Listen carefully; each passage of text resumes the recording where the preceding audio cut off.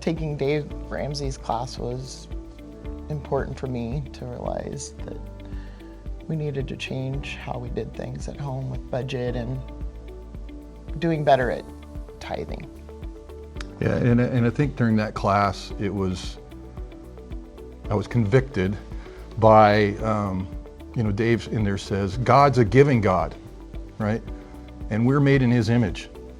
So I'm compelled to give. My sinful nature wants to hold on to everything, but because I'm made in God's nature, and God is such a giving God, He's given us everything, that I'm compelled, to give. When we lived in Michigan, they were having similar thing with stewardship, and they were talking about giving and tithing, and we kind of understood it, but we didn't really believe it. And so they challenged us that, hey, if you're giving nothing, try $20 a week. If you're giving $20 a week, try $40 a week. And so we were giving $20 a week. So we said, oh man, I don't know if we can do $40 a week, but let's give it a try with $40 a week. And as we continued to mature through that process, and then we took Dave Ramsey's class, we really were deliberate with our stewardship, with our time, with our treasures, and with our talent. When we moved to Sedalia, Missouri, and there was 2 Lutheran churches in town, and quite frankly, I was mad at God because He didn't give us the church that we wanted. The church that we settled on, it didn't have a men's Bible study. It didn't have an outreach, like the churches that we had been at before. And it didn't, I had to go through this list, and I was mad with God about it. I was like, there should be somebody here doing those things. Oh, well, maybe God's been preparing me my entire life for this moment. So we together saw some gaps in the ministry there, and we just stepped in and did it.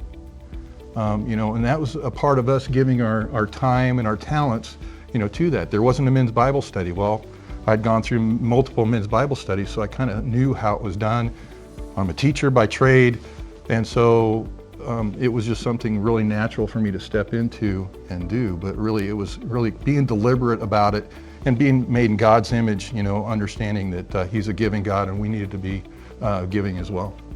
I think it was definitely difficult for me, for sure, because I never ran on a budget before, and it was fearful to give that kind of first fruits at the top off of the budget at first, and it just became easier and easier, and it's just part of our life now. We don't even think about it. It's just part of the budget bill process for us. So right, and the budget starts with the gift that we give back to God.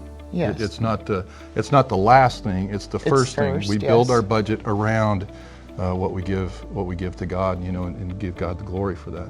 And He has blessed us many, many times, so over the years. Mm-hmm. So I would say trusting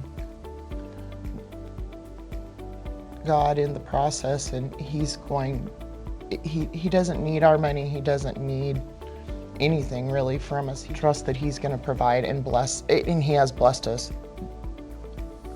through the process of learning how to do this. Yeah, and the whole trust part is that kind of giving up that it's mine. It's all mine, and making that transition to being a manager of what God has given us. Not so much this is mine and I'm going to do with it what I want to do with it. It's a matter of God has blessed us with this. What is it that He's calling us to do with our time, treasure, and talent? And it may be teaching Sunday school.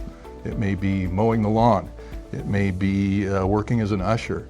Whatever that might be. We were challenged, and I challenge other people too, to find that opportunity that you see and go do it. Just dive right in, use your treasure, your talent, and your time, and give God the glory. That I hope that the people that are listening to this and going through the process, like we have gone through and we continue to go through, that they understand the peace that you get when you realize that it's not yours. I'm just managing it. It's God's. You know, He doesn't need it, but He needs me to manage it.